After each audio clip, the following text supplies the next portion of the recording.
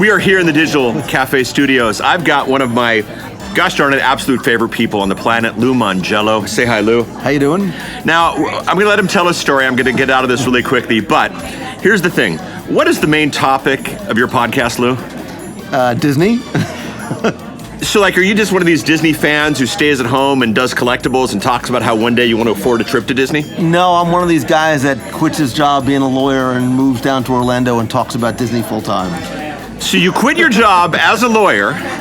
You now live in Florida, and you talk about. Worse when you say it that way. No, it sounds awesome when I say it that way. You quit the day job, and you teach and speak and podcast and communitize entirely about Disney. Correct. And you make a living doing this. I do. And you take your kids on Disney tours. I do, and we live like a mile behind the Magic Kingdom, so it's not a bad place to live. How did you pull this off?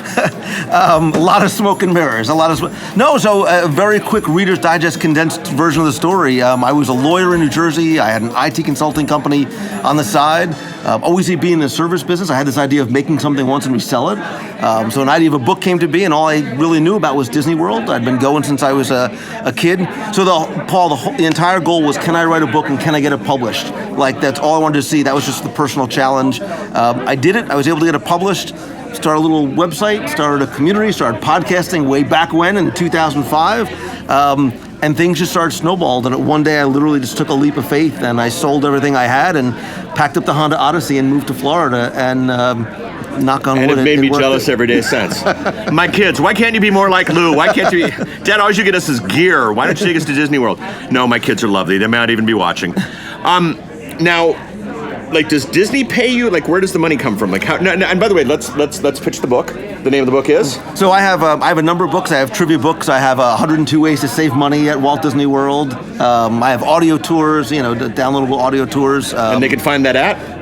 They can find everything at wdwradio.com. wdwradio.com, as in WaltDisneyWorldRadio.com? As in. Okay, all right. So how do you make your money? Books? It's all in the books, isn't it? It's not. What? I heard it was write a book, make $1 million. You would think. Okay. And that's not real. And it's funny, Paul, because when I started this entire endeavor, it was never about making money. And I think for a lot of people, that's where the disconnect happens. I think you need to find that thing that you love doing. And I know it sounds so cliche, to do what you love and the money will really come, and that's what happened with me. I just sort of to see if I could write the book, and the money doesn't come really from the books. I think books are the new business card. It's the way that you sort of get people maybe into the ecosystem. It really is all about community. So I believe in having a lot of different ways to do it. So I have books, I have audio tours, I do a lot of live events. I've recently started doing in the past couple of years Patreon. You build the community first, and then you can do something like a Patreon. And explain to the audience what Patreon is for those who don't know. Patreon is sort of like a Kickstarter type of thing where people can voluntarily, if they want to, support you by giving donations of whatever denominations you set out.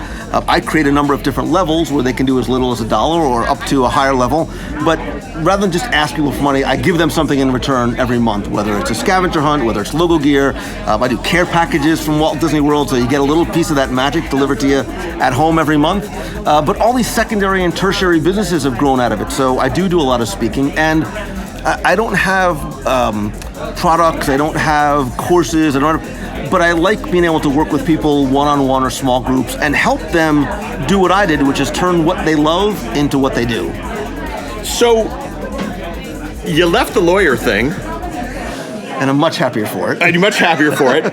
To do the Disney thing, and not Disney paying for it. Like my old buddy Michael Gohagan was paid by Disney to do the Disney podcast. That's not you. So to be clear, I get nothing from Disney. Right. I don't get paid by Disney at all. I pay for my own tickets, all of my own food, I pay for my hotels and stuff when I go. I have a great relationship with the company, which I really had to work on over years. Because when I first started out, back in 2003, 2004, they said, look, if you're not radio, TV, or newspaper, you're not media.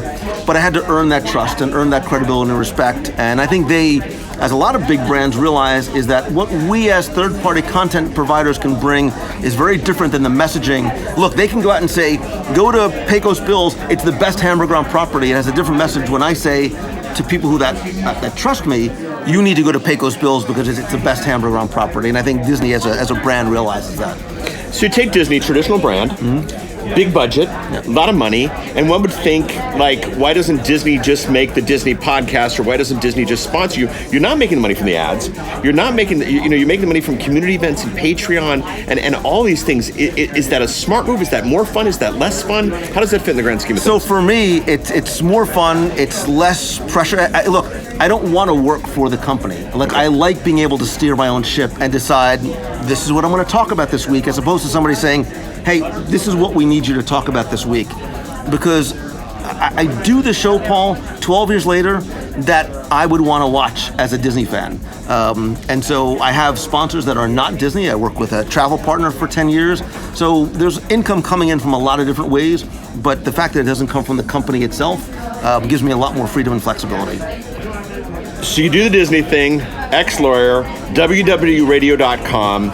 You're building the business you want to build, pursuing the topic you love, and then on the side you're helping others to do it. Absolutely. Okay, there's a lot of people who just met Lou for the first time. You can follow Lou on Facebook. How? So all the Disney stuff is at WDW Radio, Facebook and Twitter and social, and everything I do sort of on the business and entrepreneur side is at Lou Mongello. And watch the business and entrepreneur side. Lou's, yes, he has a great story, but he's thought through the processes, and he really can help people do this stuff. There is a process to do this. There's your name at the bottom of the screen, Lou. Thank you so much.